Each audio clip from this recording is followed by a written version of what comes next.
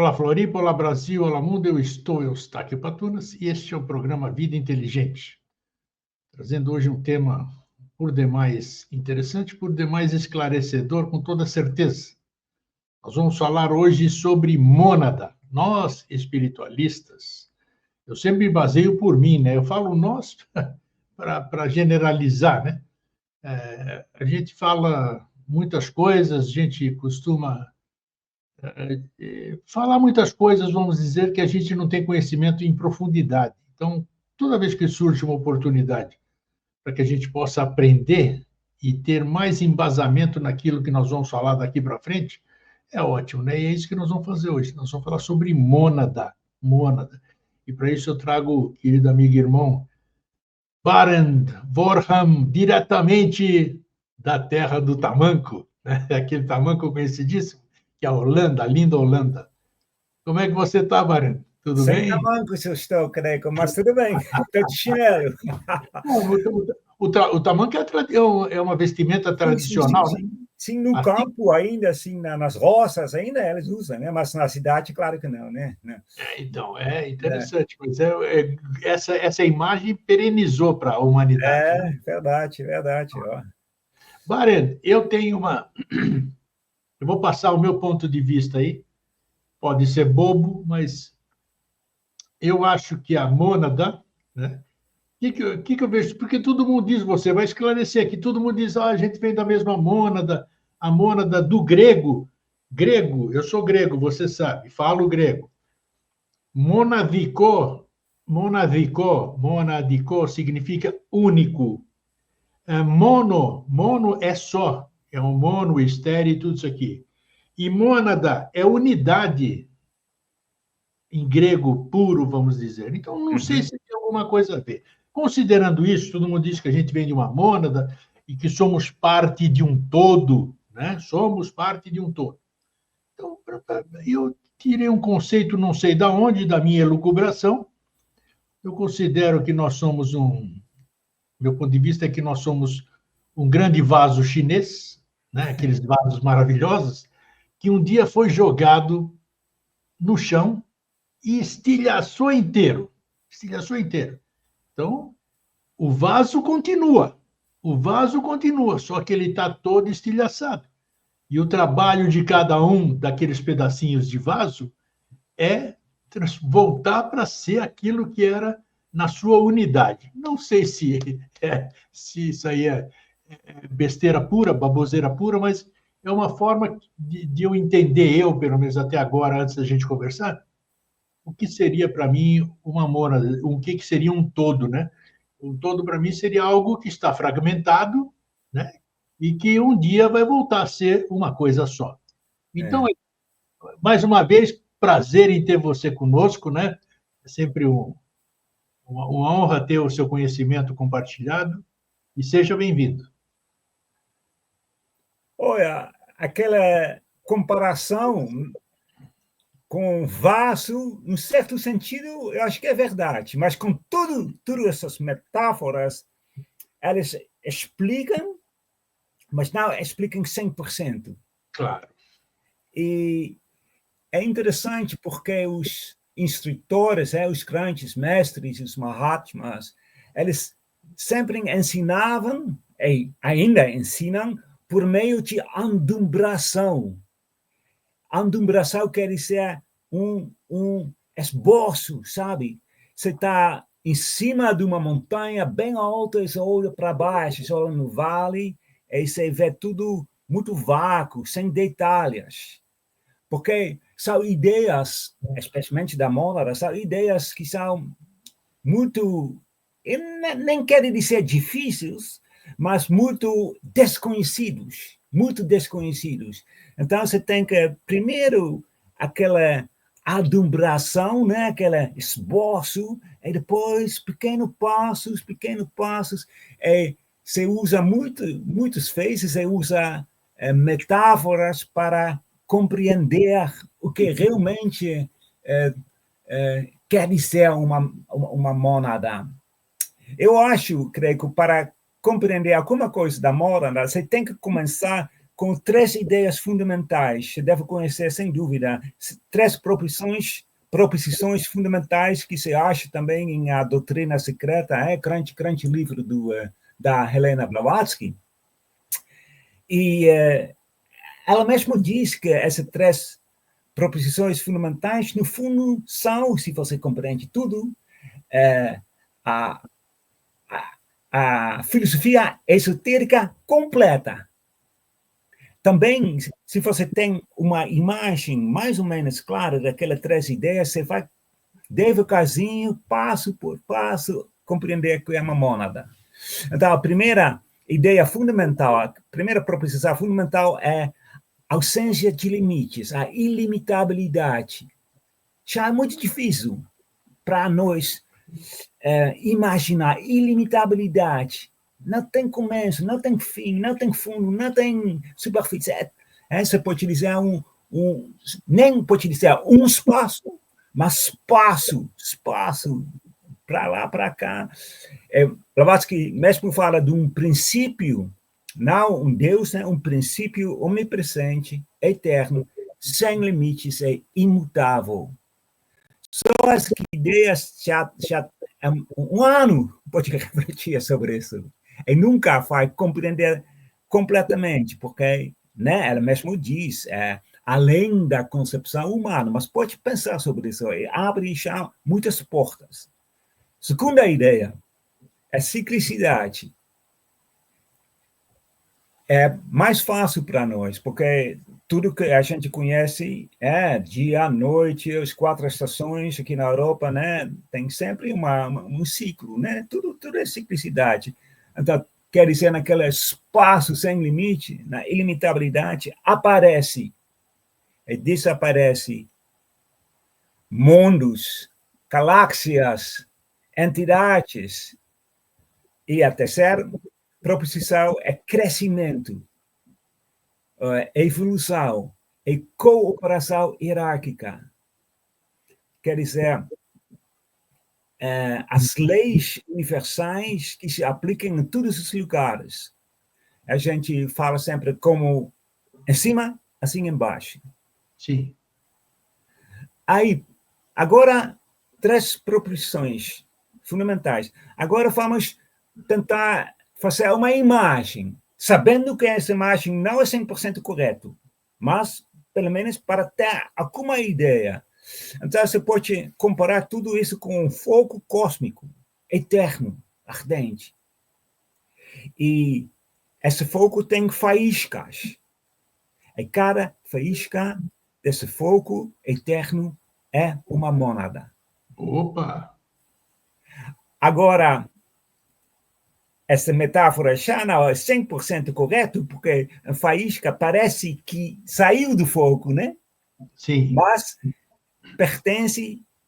permanece sempre no fogo. Então, é eterno, é ilimitado, como o próprio fogo, como a própria ilimitabilidade.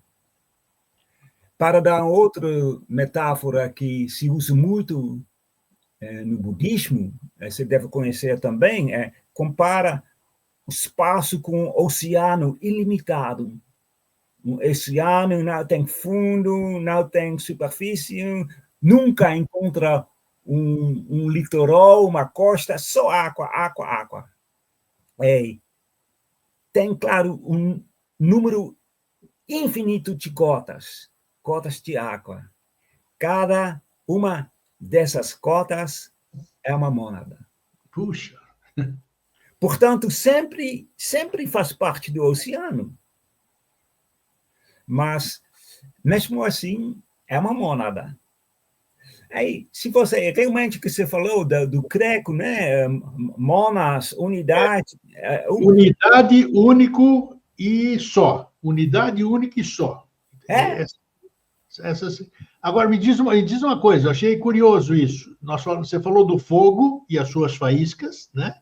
Você chamou cada faísca dessa de mônada, né? Você falou também do mar, do oceano, e você chamou cada gota desse oceano de mônada. Então, peraí, se cada gota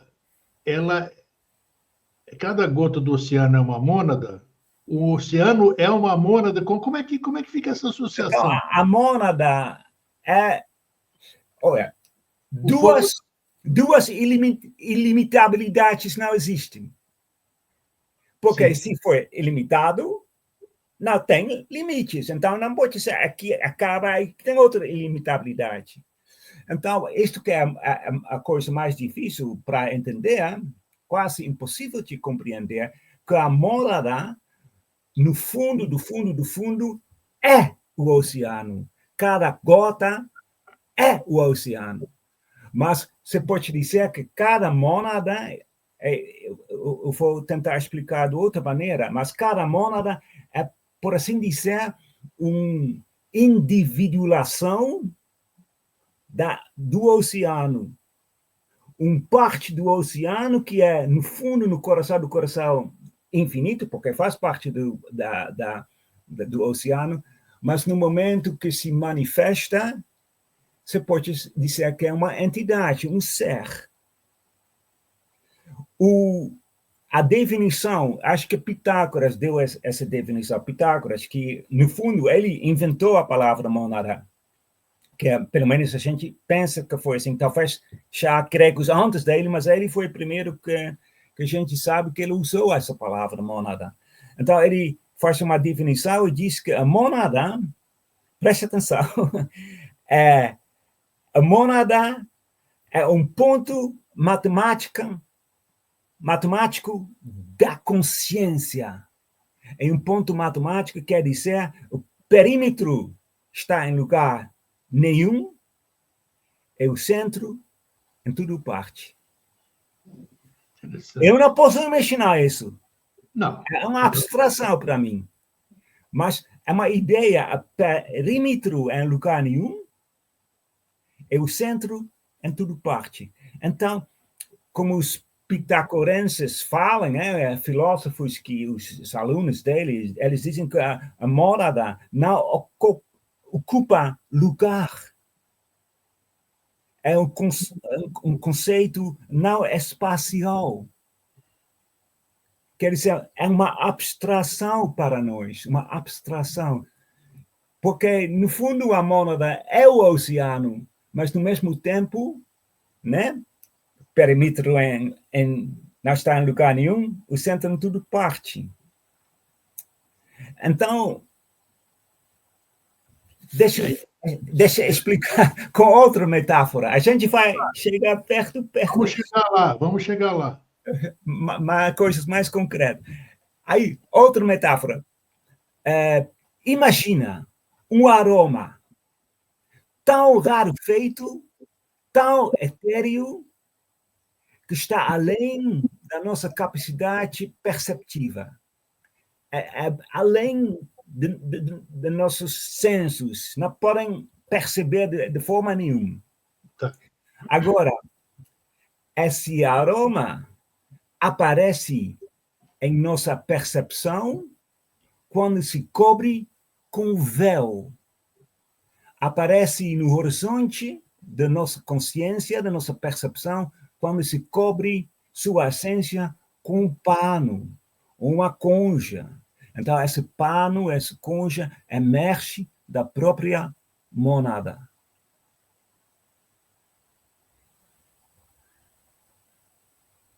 Estou tentando chegar lá, vamos dizer.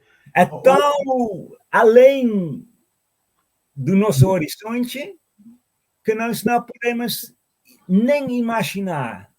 O perímetro não está em lugar nenhum, o centro é em tudo parte, então tenta imaginar, impossível quase. Agora, ele se cobre com alguma coisa, um véu, um pano, aí parece, aí dá para ver, você tem que ficar no pontos do pé, por exemplo, por assim dizer, agora estou chegando, estou vendo alguma coisa lá no horizonte. Quer dizer, a mônada, não pode usar a palavra criar, porque parece que está inventando, né? mas emana uma outra coisa, um véu, aí esse véu dá para perceber. Agora, mistério, o véu também é uma mônada. Opa, isso, vamos lá. Por que ele é uma mônada? O véu pertence ao quê? Porque pertence também no oceano sem limites, porque tudo que existe.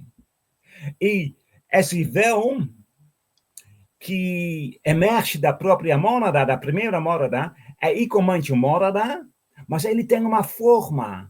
Ele vive numa atmosfera, num mundo que é um pouco mais grosseiro, embora ainda muito etéreo. Então, é um processo de emanação. É que Pitágoras fala de o se torna os muitos. Então, vamos voltar para aquele oceano sem limites, sem fundo, sem superfície, só água, só água, só água. Então, surge vórtice neste oceano. É aquele vórtice. Sim. Então, este que é aparecimento de cosmos, mundo. Segunda proposição fundamental, né? Ciclicidade. Aí começa universo. Primeiro vórtice. E no vórtice aparece outro vórtice. Isto realmente é fato no oceano. E daquele vórtice aparece outro vórtice, etc. E cada vórtice é uma mônada. A primeira vórtice é tão elevado, tão grandioso, tão etéreo, tão divino, tão espiritual, que não conseguimos perceber nada dele. Mas a segunda, o terceiro, o quarto, já está mais assim, no mundo mais grosseiro, menos espiritual, que dá para perceber, que dá para notar alguma coisa dessas assim. Mas todos esses vórtices são mônadas, e todos então são partes integrantes do mesmo oceano, são, em essência, esse oceano, são iguais, mas se manifestam num nível diferente. Todos são vórtices, redemoinhos, né? Mas existem graças aos outros. Todos interagem com outros, então surge uma grande cooperação entre os seres. É uma coisa que Pitágoras também diz, que os modernos interagem. Então, na segunda proposição fundamental, quando se fala de ciclicidade, no fundo é o começo de uma cooperação entre as mônadas. Aí tem mônadas muito desenvolvidos, quer dizer, que são os vértices mais primárias. Aí tem vértices menos desenvolvidos, aí tem mônadas ainda menos desenvolvidos. Aí você tem a ideia de matéria e espírito, porque o que a gente chama de espírito são mônadas, seres, vida, que está muito, muito, muito elevado do nosso ponto de vista. É que a gente chama de matéria, também mônada, mas não muito desenvolvido, pouco desenvolvido.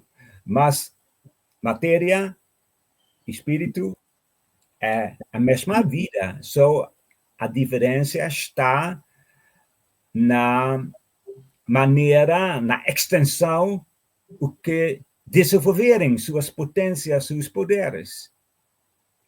Agora, chega no ponto bem ética da moda, né? Porque a diferença entre mim, eu, você,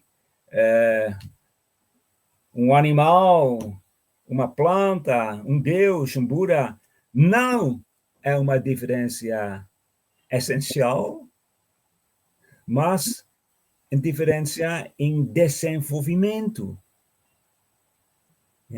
Pensa na moda como uma mala sem limites.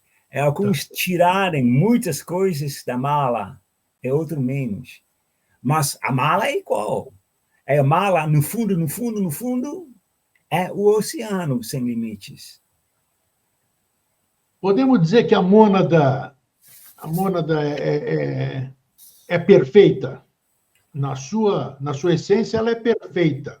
É perfeita porque a mônada em si, para nós, é uma abstração,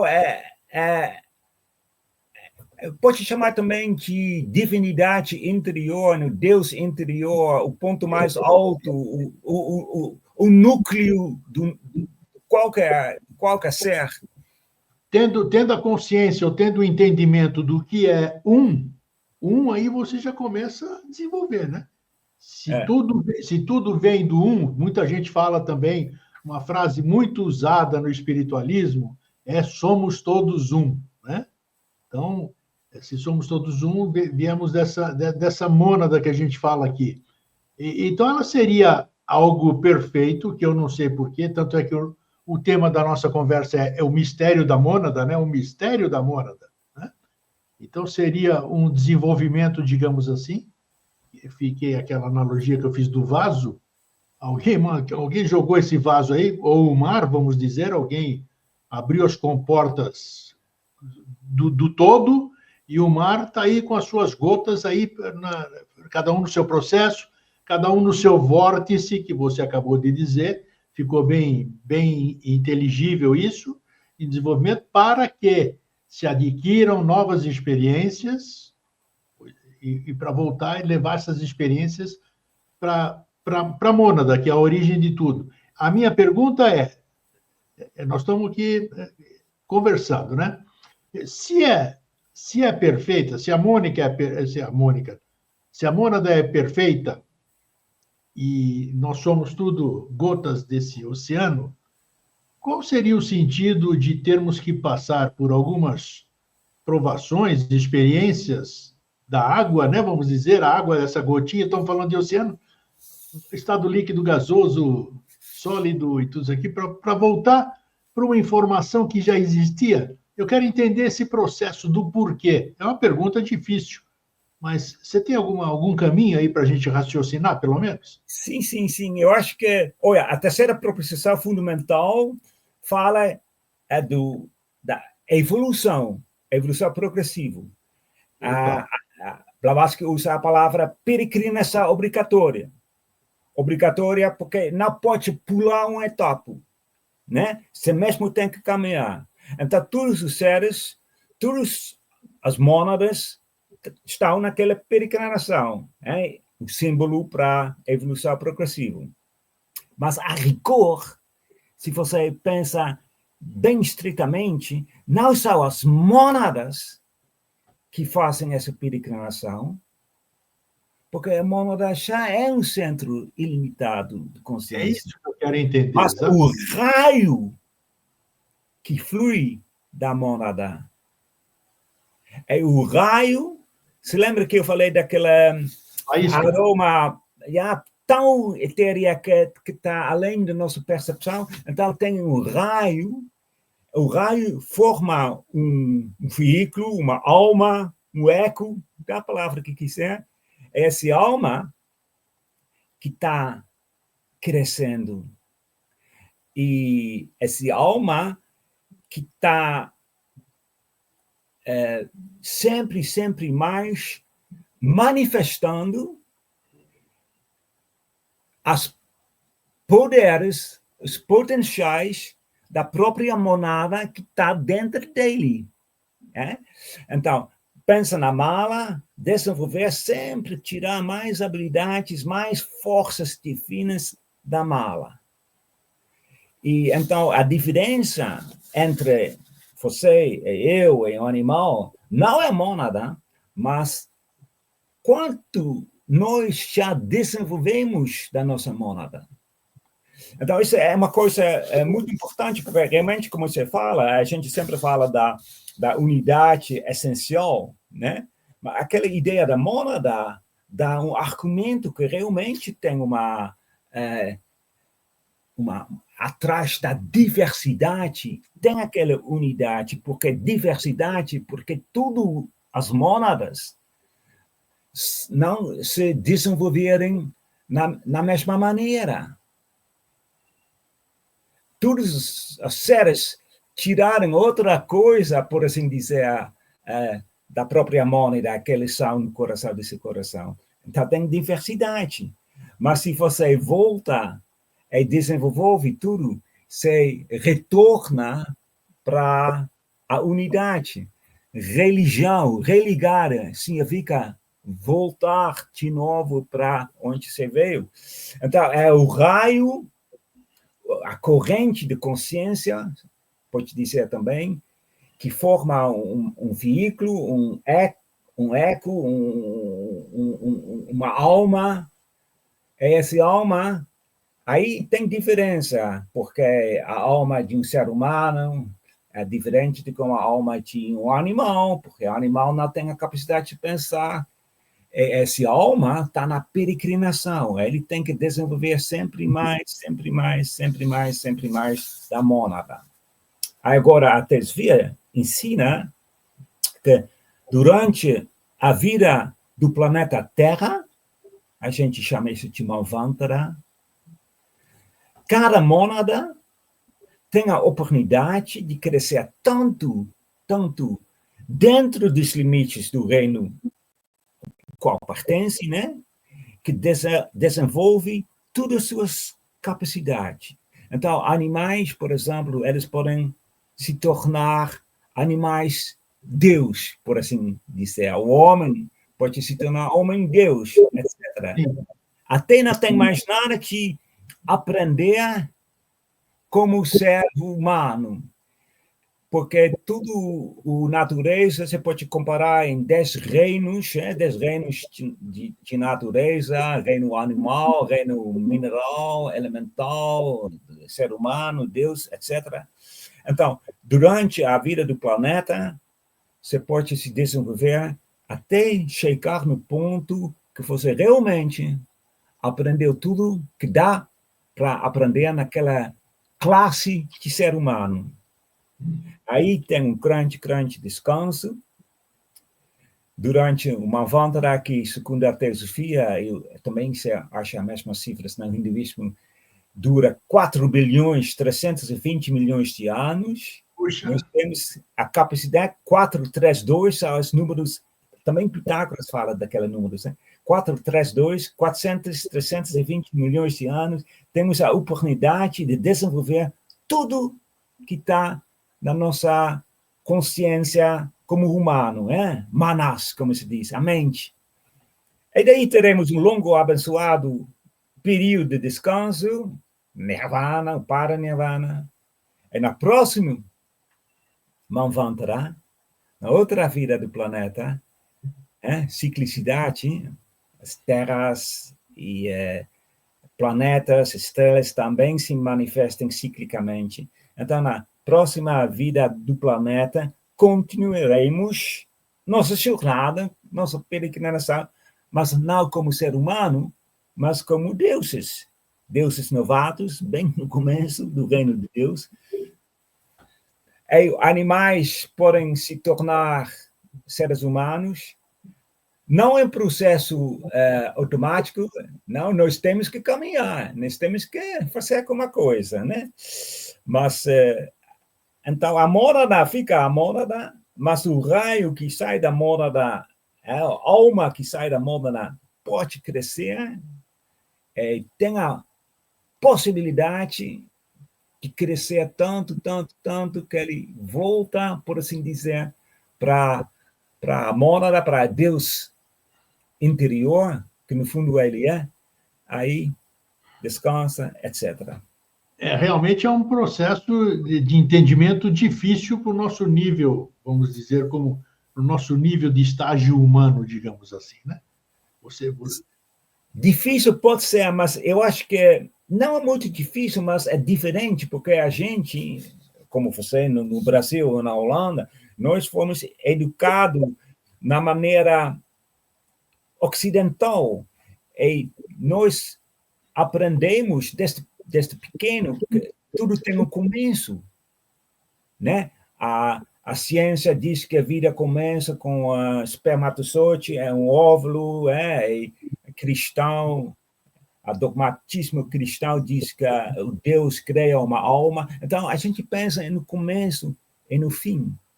Mas se você pensa na ilimitabilidade e na ideia que nada está separado um do outro, porque naquele oceano, tudo cota está em relação com outra cota, essa é a imagem que você tem que tentar desenvolver em si mesmo. Aí a ideia é muito mais lógica. Porque fala para uma criança, por exemplo, quando se fala de uma criança, como o universo começou, fala do Big Bang, Sim. A primeira coisa que a criança, não todos, mas muitas, a primeira coisa que eles perguntam, o que era antes do Big Bang? Claro. O que era antes? Porque o ser humano, se realmente reflita sobre isso, realmente, você não pode imaginar que alguma coisa tem um começo absoluto. Na Bhagavad Gita, aquele livro do hinduísmo, um livro sagrado, aí Arjuna, o herói, ele fica assim, sem ânimo, triste, não sei o que tem que fazer. Aí o Krishna é símbolo da morada, da Deus interior, diz, nunca eu não existia, nunca vou parar de existir, que nem você, que nem os outros. Isso é o ponto de partida, se você realmente tenta perceber, tenta descobrir o elemento eterno dentro de você, aí muita coisa fica muito mais fácil. Você não pode mais se perder, você não pode mais ser destruído, sabe? E acho que foi de Brugge que diz que se mesmo partícula de um átomo podia ser destruído, todo o universo entrava num colapso como se fosse um castelo de cartas. Não pode, nada pode ser destruído, porque tudo pertence àquele oceano. Então dá uma tranquilidade, apesar que a peregrinação, eu não nego isso, não. A peregrinação, às vezes, pode ser bem difícil, mas aí a tranquilidade, você pode ficar com calma, porque nada pode acontecer comigo mesmo no sentido ruim, porque eu sempre existia e sempre vou existir. Caramba, olha, você tem que... Aí você começa a pensar, enquanto você vai falando, todo mundo que está nos assistindo, eu e tudo, a cabeça dele está funcionando, está tentando visualizar tudo isso aí que está sendo falado, né? O oceano, o fogo com as suas faíscas, todas essas mudanças, né? E essa questão da educação que você falou é uma coisa que atrapalha mesmo, porque é um conceito arcaico, né? Uma educação arcaica que afasta o ser humano da fonte.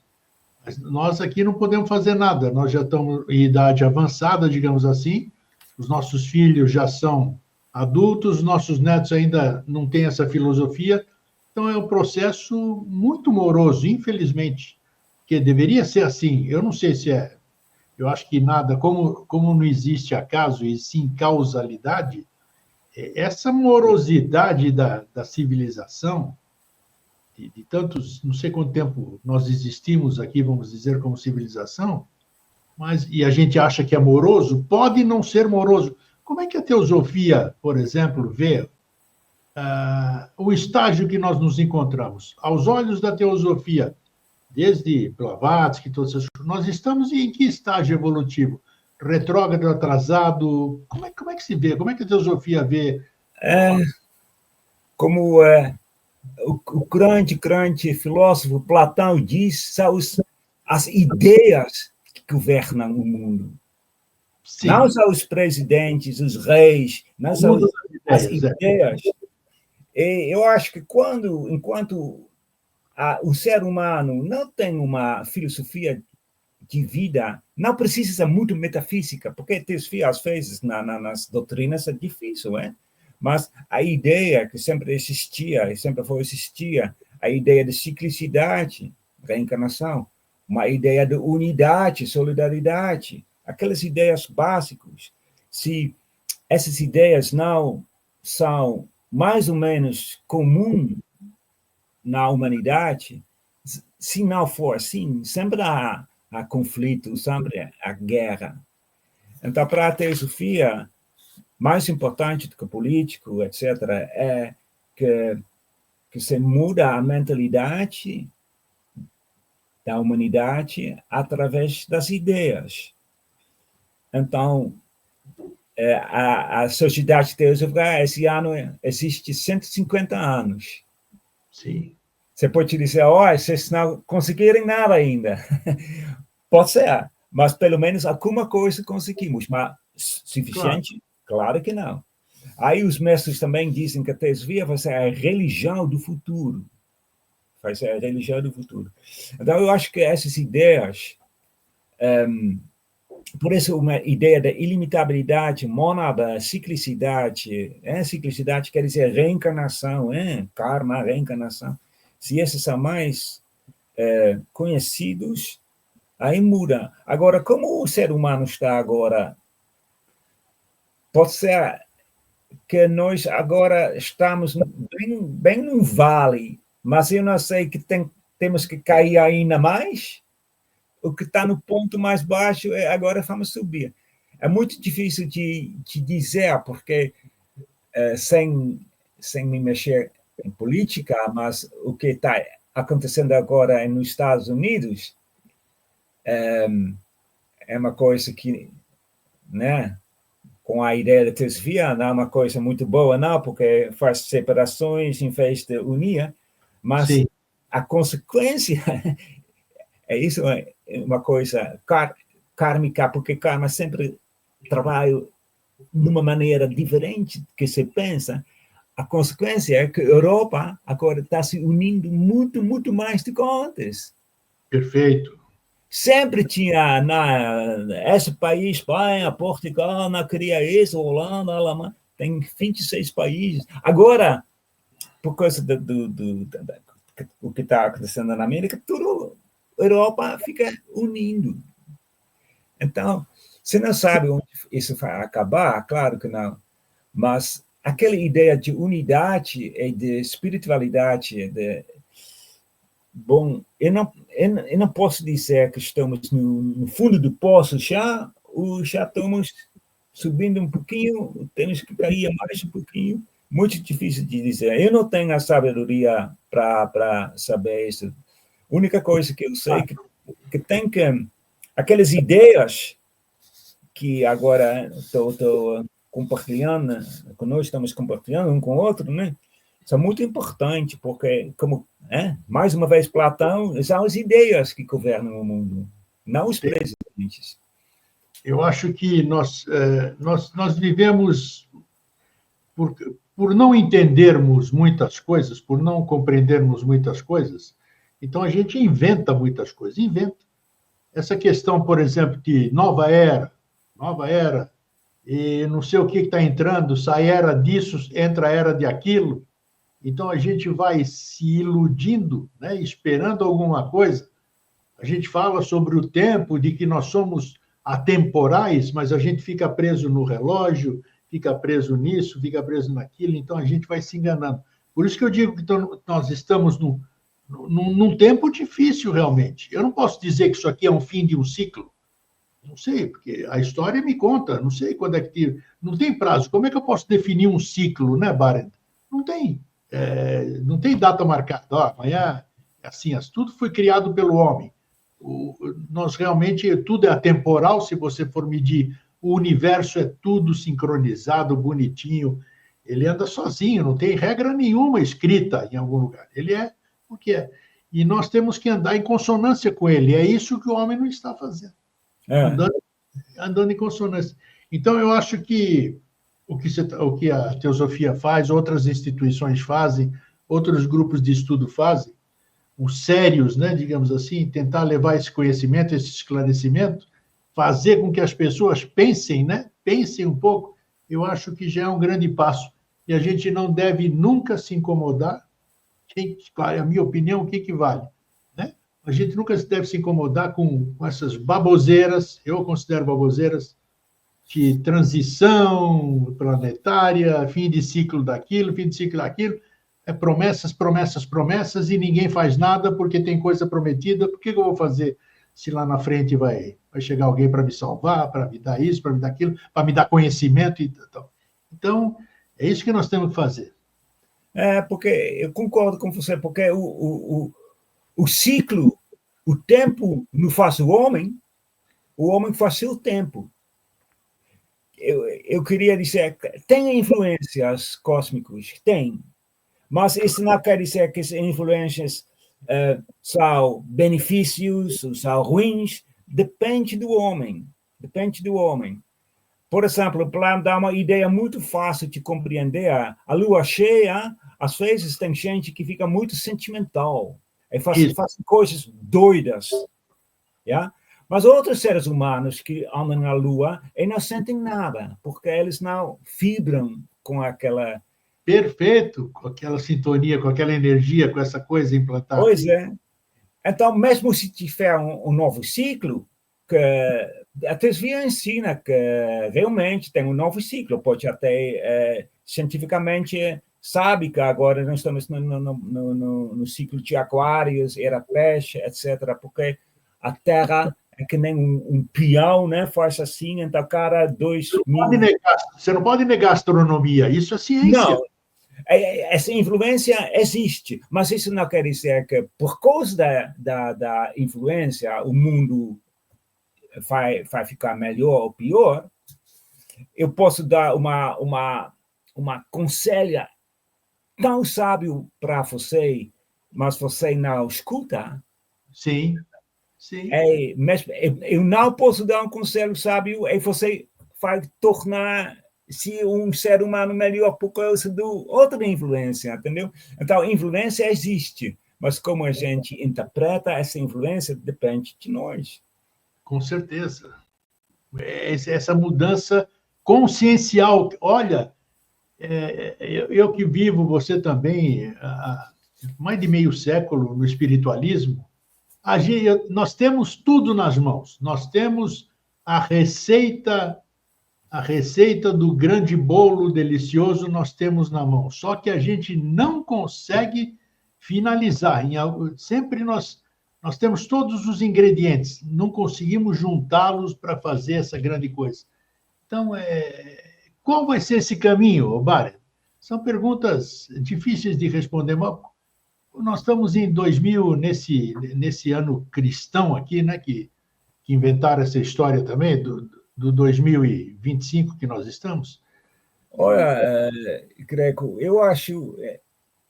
eu também, isso não é a minha ideia, porque eu li num dos nossos instrutores, William Coin Church, um dos fundadores da Sociedade Teosófica, que ele diz que se tivesse 500 pessoas que realmente se amavam, se respeitem, realmente trabalham para o bem, ele falava da Sociedade Teosófica, mas 500 pessoas, você pode atingir a humanidade, tudo. Porque não é a quantidade, mas a qualidade das pessoas. Porque, mais uma vez, as ideias governam o mundo. Então, se tiver um grupo... Por isso, a internet faz muita coisa ruim, mas muita coisa boa também. Porque o fato que eu posso conversar com você agora, que a gente começa um curso universal, sabedoria universal de novo, com portugueses e brasileiros, graças à internet, porque todo mundo pode se comunicar um com o outro. Inteiro. Isso é muito bom. Realmente, você forma aquele núcleo de 500, 1000 pessoas, mas não precisa ser o mundo todo. Aí você pode realmente atingir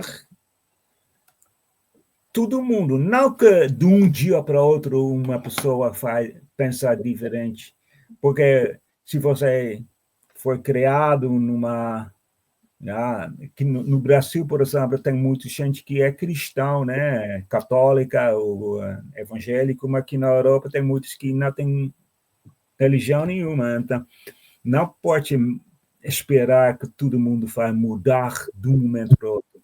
Mas se realmente você consegue ver a lógica e você pode reconhecer aquelas ideias, porque a ciclicidade, por exemplo, não é muito difícil de reconhecer. Me diz alguma coisa que não aparece ciclicamente. Então, aquela ideia de ilimitabilidade, claro que ninguém percebe 100%, mas como ponto de partida, como hipótese, é lógico, é mais lógico do que a própria ciência. Claro, claro. Então, se realmente nós conseguimos de influenciar aquele clima mental, porque a gente sempre fala do clima que está mudando, realmente está mudando, mas o que é mais importante é clima mental. Porque os pensamentos como seres vivos, realmente, eles têm uma... Então, se nós conseguimos mudar o clima mental, aí realmente, devagarzinho, vai mudar alguma coisa. Vai mudar alguma coisa.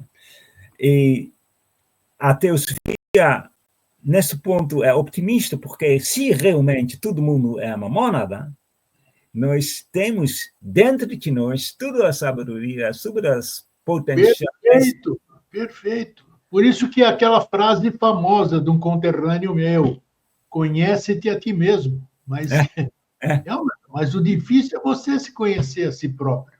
Né? Mas se crê de tudo. Se crê de tudo, porque conhece-te a ti mesmo, conhece a mônada que você é, conhece o Deus que está dentro de você. Você é aquela mônada que você é, aquele ser nobre, ser compassivo. Você é. A única coisa que impede você ser aquilo que você realmente é aquela personalidade, que é o véu. E você pensa que o véu é verdade, você pensa que você é grego, eu penso que sou Baden. Não, eu faço o papel de Baden, mas eu sou a mônada. Você é a mônada. Mas na hora que você realmente começa a perceber, claro, isso não vai de um momento para o outro, aí se faz se mudar. Aí você vai perceber que fraternidade universal realmente é um fato. Porque quando nós todos somos mônadas, não é? Então, todo mundo tem a mesma fonte, o mesmo pai, por assim dizer. Somos irmãos no sentido mais literal que existe. Claro que eu digo, por isso mesmo, outro dia fiz aqui na internet, que eu tenho os grupos que você sabe, né, do programa e tal. Eu falei, quando você tem um inimigo é uma pessoa que você antipatiza, uma pessoa que te fez mal, qualquer coisa, e você fica com aquela raiva, quer matar isso aqui, detesta, mas, independente do que ele fez, ele é teu irmão, é da mesma mônada. Não interessa o que ele fez, mas é da mesma mônada. Então, esse entendimento que a gente precisa ter, né? Que somos todos um verdadeiramente, mas não da boca para fora. O que é somos todos um? É exatamente isso que você está falando. Nós todos, o Barent lá, fulano em outro lugar, os animais, a natureza. Então, nós temos que ter toda essa consciência. Por falar nisso, nós já fizemos programa de pós-morte aqui também, né? Umas conversas anteriores.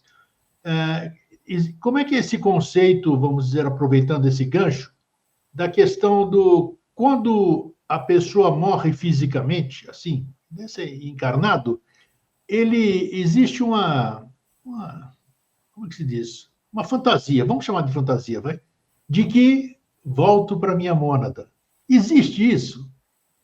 Olha, segundo a teosofia, você realmente, de verdade, volta para a mônada, para seu Deus interior, mas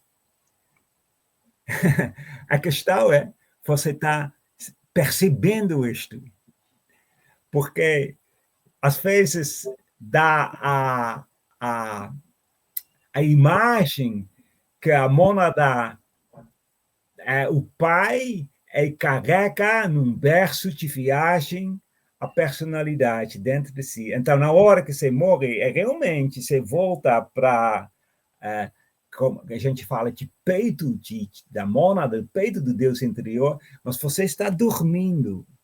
Você está dormindo numa atmosfera bonita, é espiritual. Você dorme seus sonhos espirituais, as ideias espirituais da Terra que você tinha. Então, você vive com uma harmonia total com os seus parentes, escuta música, todo mundo fica nos ideais impessoais, no fundo da mônada, sem perceber, ou talvez depende também um pouco do ser humano. De repente, percebe um pouquinho da mônada. Mas mesmo assim, quando você dorme profundamente, outro dia você acorda e se sente aliviado. Parece que você toma um banho, né? Sua alma toma um banho. Então, onde você fica quando você dorme sem sonhos? Você está também na mônada. Você está na mônada, mas sem perceber nada. Mas mesmo assim, a atmosfera daquela divindade penetra de uma forma ou outra em sua consciência e se acorda. E você sabe que, às vezes, você pensa, eu tinha um sonho tão bonito, mas esqueci totalmente, porque o nosso cérebro aqui é tão grosso em comparação com o estado etérico, espiritual, que você não pode guardar aquela influência. A impressão. Às vezes você tem uma sonho, no momento que você acorda, você sente que o sonho está saindo de você. E você quer encarar o sonho, mas não consegue. Consegue, é verdade. Mas é muito interessante isso. E nós estamos caminhando, então, para, como digo, a mônada não tem evolução. A mônada simplesmente é. É a melhor definição, né? Mônada é. Para nós, não estamos vendo nada. Porque, quer dizer, para nós é tão abstrato, tão além do que a gente conhece, que parece... No fundo, creio que no budismo fala de sunyata, o grande vazio. O grande vazio, tá. Mas não é vazio, mas para nós é vazio.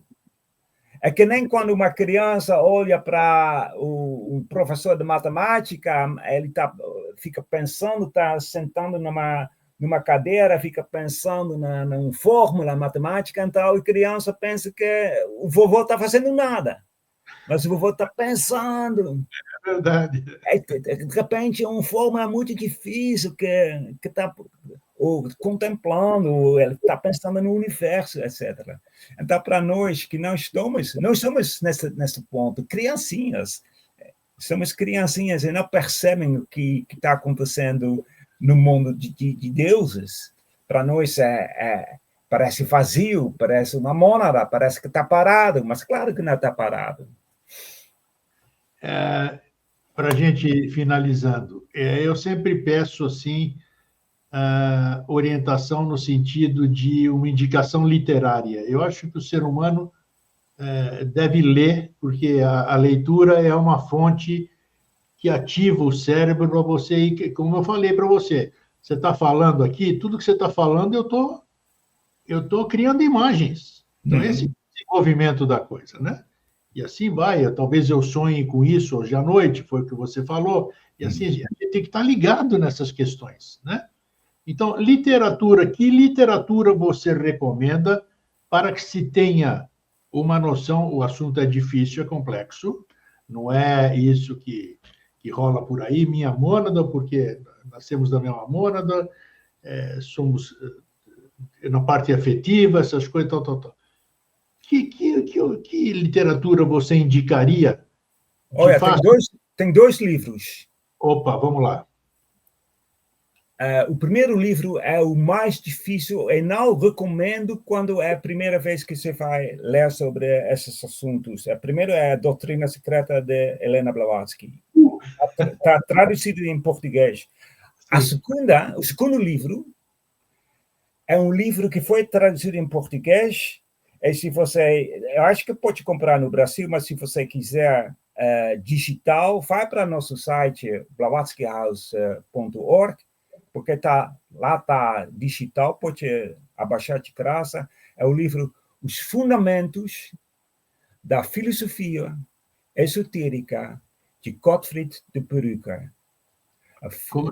Repete, por favor. Os fundamentos esotéricos, fundamentos esotéricos. Um livro de Gottfried de Perücker. É um livro de 600 páginas. Tudo que eu falei agora, eu acho que praticamente tudo, não posso mentir, não, mas praticamente tudo você pode encontrar naquele livro. Sim. E se você realmente quer começar no começo, no 6 de maio, nós começamos com o curso Sabedoria Universal, em português. Tem umas vagas ainda. Vai para nosso site de blavatskyhouse.org, aí você pode se inscrever ainda. Aí começamos com as 3 proposições fundamentais, aí devagarzinho, passo por passo, vamos tentar explicar tudo. Então, mas se você quer o livro, Os Fundamentos Esotéricos do Perücker, está no nosso site, procura um pouquinho, aí você acha. E se não achar, manda um e-mail para mim que eu mando para você. Está em português ou não? Está em português. Está em português. Que maravilha! Traduzido em português. É um livro que começa com as 3 proposições fundamentais, que acabei de falar sobre isso, mas, claro, mais explicado. É tudo aquele negócio da mônada, a mônada do raio da mônada, etc. E explica acho que em 700, 800 páginas. É um livro, mas ele explica de uma maneira tão lúcida, tão muito mais fácil para você compreender, apesar que fala a mesma coisa que Blavatsky na Doutrina Secreta, mas de uma maneira muito mais fácil. Perfeito. Nossa, vai ser de grande valia. Isso, que bom, que bela recomendação. Barend, hoje nós mexemos no assunto. Eu não, eu fiquei aqui só ouvindo aprender. Não. Você que é o conhecedor, tem a tarimba, né, para passar isso aí. Então, muita novidade para mim, quase tudo novidade, né? Porque eu tinha noção de tudo isso aí que eu falei, que está na internet, essas coisinhas assim, mônada, isso, aquilo, a concepção que eu dei do vaso chinês quebrado, né? Que depois ficou até mais ou menos um outro entendimento do mar e do fogo, também suas faíscas, o mar com as suas gotas. Então, muito legal a gente desenvolver isso aqui. E vamos lá, vou sugerir, vou recomendar esse livro, vou passar para o pessoal por escrito o título para buscarem, e aí cada um, dentro do seu livre-arbítrio, estude ou não estude, cada um assim. Tá bom? Forte abraço, meu querido. Prazer em revê-lo mais uma vez. Muito obrigado. Greg, muito obrigado pela oportunidade de falar sobre esses assuntos muito bom espirituais. Obrigado. Até uma próxima oportunidade. Até a próxima. Tchau. Eita coisa boa, né? Eu pareço uma criança quando acaba o programa, né? Porque eu adoro aprender, adoro. Eu sou um homem de muitas dúvidas, milhões de dúvidas. Eu só sei que nada sei. Plageio o meu conterrâneo. Só sei que nada sei, não sei nada mesmo. É isso. Então, vivo aprendendo. Gente, o livro vai estar escrito depois no crédito lá no YouTube. E aí vocês acessam e leiam, tá bom? Um fraterno abraço, um feliz sempre e até a semana que vem. Tchau.